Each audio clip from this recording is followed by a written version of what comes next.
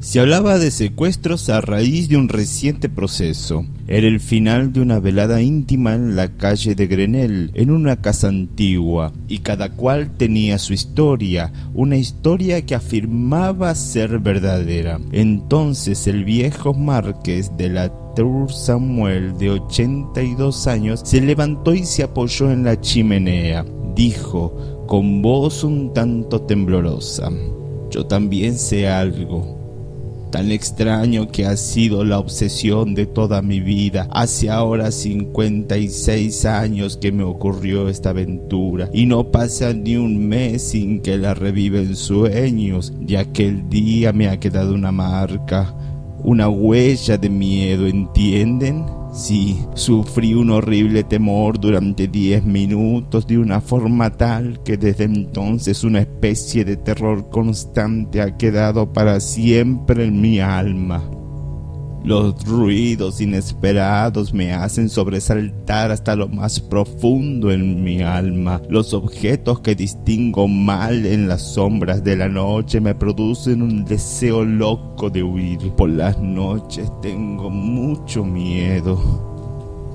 Oh, nunca hubiera confesado esto antes de llegar a la edad que tengo ahora. En estos momentos puedo contarlo todo. Cuando se tienen 82 años está permitido no ser valiente ante los peligros imaginarios, ante los peligros verdaderos. Jamás he retrocedido, señoras.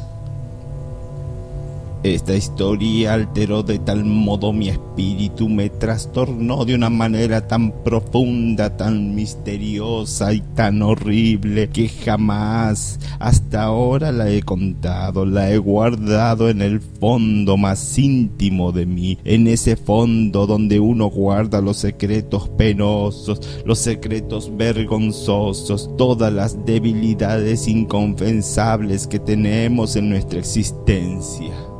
Les contaré la aventura tal como ocurrió, sin intentar explicarla. Por supuesto es explicable, a menos que yo haya sufrido una hora de locura. Pero no estuve loco, y les daré la prueba. Imaginen lo que quieran. He aquí los hechos desnudos. Fue en 1827, en el mes de julio. Yo estaba de guarnición en Rouen.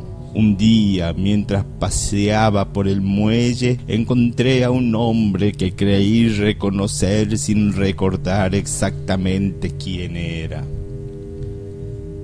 Hice instintivamente un movimiento como para detenerme. El desconocido captó el gesto, me miró y se me echó a los brazos. Era un amigo al que había querido mucho. Hacía 5 años que no lo veía, y desde entonces parecía haber envejecido medio siglo. Tenía el pelo completamente blanco y caminaba encorvado, como agotado. Comprendió mi sorpresa y me contó su vida. Una terrible desgracia lo había destrozado. Se había enamorado locamente de una joven y se había casado con ella en una especie de éxtasis de felicidad.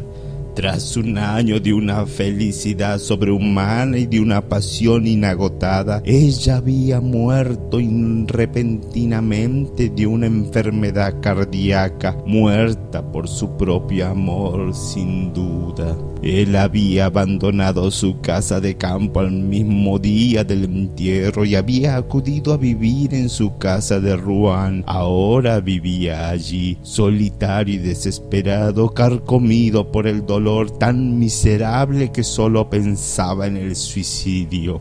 «Puesto que te he encontrado de este modo», me dijo, «me atrevo a pedirte que me hagas un gran servicio: ir a buscar a mi casa de campo, al secretario de mi habitación, de nuestra habitación, unos papeles que necesito urgentemente. No puedo encargarle esta misión a un subalterno o a un empleado porque es precisa una impenetrable discreción y un silencio absoluto. En cuanto a mí, por nada del mundo volvería a entrar a aquella casa. Te daré la llave de esa habitación que yo mismo cerré al irme y la llave de mi secreter. Además, le entregarás una nota mía a mi jardinero que te abrirá la casa. Pero ven a desayunar conmigo mañana y hablaremos de todo eso. Le prometí hacerle aquel sencillo servicio. No era más que un paseo para mí. Su casa de campo se hallaba a unas 5 leguas de Rouen. No era más que una hora a caballo. A las 10 de la mañana siguiente estaba en su casa. Desayunamos juntos, pero no pronunció ni 20 palabras. Me pidió que lo disculpara. El pensamiento de la visita es que iba a efectuar yo en aquella habitación donde yacía su felicidad. Lo trastornaba, me dijo. Me pareció en efecto singularmente agitado, preocupado, como si en su alma se hubiese librado el misterioso combate. Finalmente me explicó con exactitud lo que tenía que hacer. Era muy sencillo. Debía tomar 2 paquetes de cartas y un fajo de papeles cerrados del primer cajón de la derecha del mueble del cual tenía la llave. Y añadió: no necesito suplicarte que no lo mires. Me sentí casi herido por esas palabras y se lo dije un tanto vivamente. Balbuceó: perdóname, sufro demasiado. Y se echó a llorar. Me marché 1 hora más tarde para cumplir mi misión. Hacía un tiempo radiante y avancé el trote largo por los prados, escuchando el canto de las alondras y el rítmico sonido de mi sable contra mi bota. Luego entré en el bosque y puse mi caballo al paso. Las ramas de los árboles me acariciaban el rostro y a veces atrapaba una hoja con los dientes y la masticaba ávidamente en una de esas alegrías de vivir que nos llenan, no se sabe por qué, de una felicidad tumultuosa y como inalcanzable, una especie de embriaguez de fuerza. Al acercarme a la casa busqué en el bolsillo la carta que llevaba para el jardinero y me di cuenta con sorpresa de que estaba lacrada. Aquello me irritó de tal modo que estuve a punto de volver sobre mis pasos sin cumplir mi encargo. Luego pensé que con aquello mostraría una sensibilidad de mal gusto. Mi amigo había podido cerrar la carta sin darse cuenta de ello, turbado como estaba. La casa parecía llevar 20 años abandonada. La barrera, abierta y podrida, se mantenía en pie, nadie sabía cómo. La hierba llenaba los caminos, no se distinguían los arriates del césped. Al ruido que hice golpeando con el pie en un postigio, salió un viejo por una puerta lateral y pareció estupefacto de verme. Salté al suelo y le entregué la carta. La leyó, volvió a leerla, le dio la vuelta, me estudió de arriba abajo, se metió el papel en el bolsillo y me dijo: ¿y bien, qué es lo que desea? Respondí bruscamente: usted debiera saberlo, ya que ha recibido dentro de ese sobre las órdenes de su amo. Quiero entrar en la casa. Pareció aterrado. Declaró: entonces, ¿piensa entrar en su habitación? Empecé a impacientarme. Por Dios, ¿acaso tiene usted intención de interrogarme? Balbuceó. No, señor, pero es que no se ha abierto desde la muerte. Si quiere esperarme 5 minutos, iré a ver si... Lo interrumpí colérico. Ah, vamos, se está burlando de mí. Usted no puede entrar porque aquí está la llave. No supo qué decir. Entonces, señor, le indicaré el camino. Señáleme la escalera y déjeme solo. Sabré encontrar la habitación sin usted. Pero, señor, sin embargo, esta vez me irrité realmente. Está bien, cállese, quiere, o se las verá conmigo. Lo aparté violentamente y entré en la casa. Atravesé primero la cocina, luego 2 pequeñas habitaciones que ocupaba aquel hombre con su mujer. Franqué un gran vestíbulo, subí la escalera y reconocí la puerta indicada por mi amigo. La abrí sin problemas y entré. El aposento estaba tan a oscuras que al principio no distinguía nada. Me detuve impresionado por aquel olor mohoso y húmedo de las habitaciones vacías y cerradas, las habitaciones muertas. Luego, poco a poco, mis ojos se acostumbraron a la oscuridad y vi claramente una gran pieza en desorden, con una cama sin sábanas, pero con sus colchones y sus almohadas, de las que una mostraba la profunda huella de un codo de una cabeza, como si alguien acabara de apoyarse en ella. Las sillas aparecían en desorden. Observé que una puerta, sin duda la de un armario, estaba entreabierta. Me dirigí primero a la ventana para dar entrada a la luz del día y la abrí.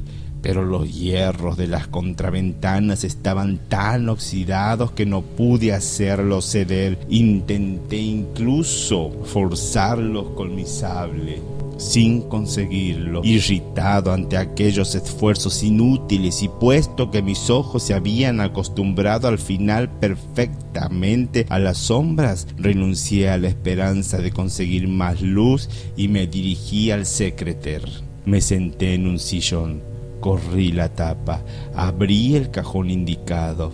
Estaba lleno a rebosar. No necesitaba más que 3 paquetes que sabía cómo reconocer y me puse a buscarlos. Intentaba descifrar con los ojos muy abiertos lo escrito en los distintos fajos, cuando creía escuchar o más bien sentir un roce a mis espaldas. No le presté atención pensando que una corriente de aire había agitado alguna tela, pero al cabo de un minuto otro movimiento casi indistinto hizo que un pequeño estremecimiento desagradable recorriera mi piel.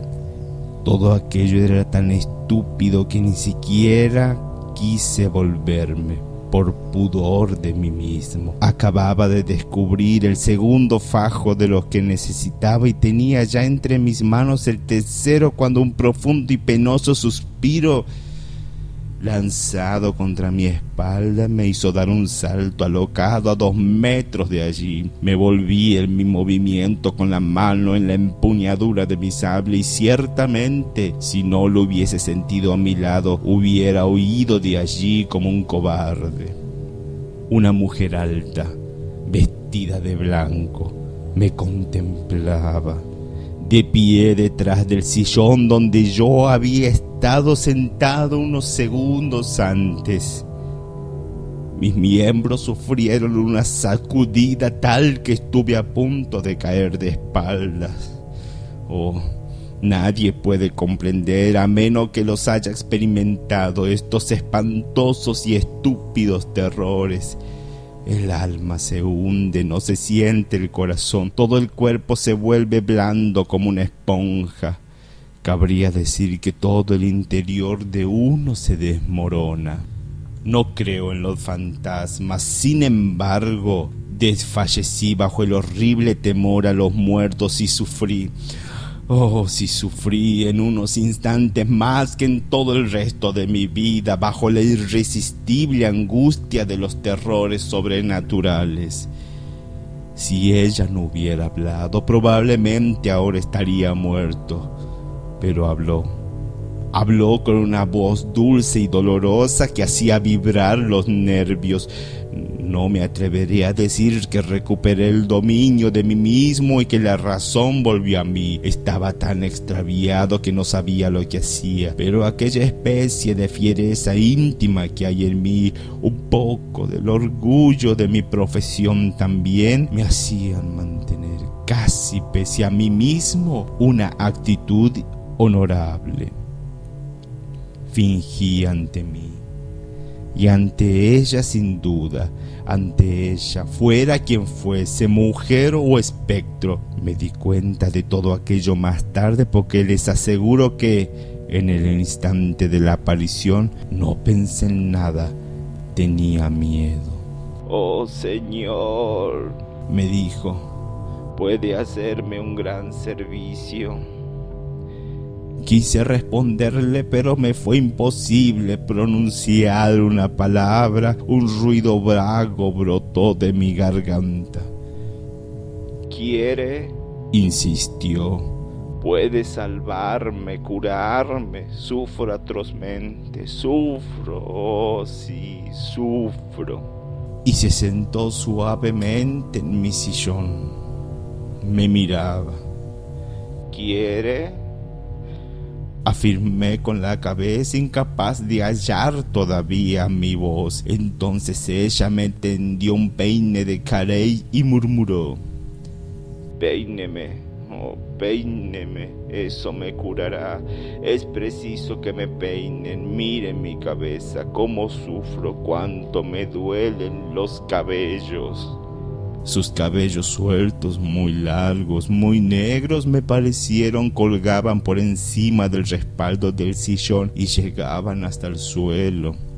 ¿Por qué hice aquello? Porque recibí con un estremecimiento aquel peine y porque tomé en mis manos sus largos cabellos que dieron a mi piel una sensación de frío atroz, como si hubiera manejado serpientes.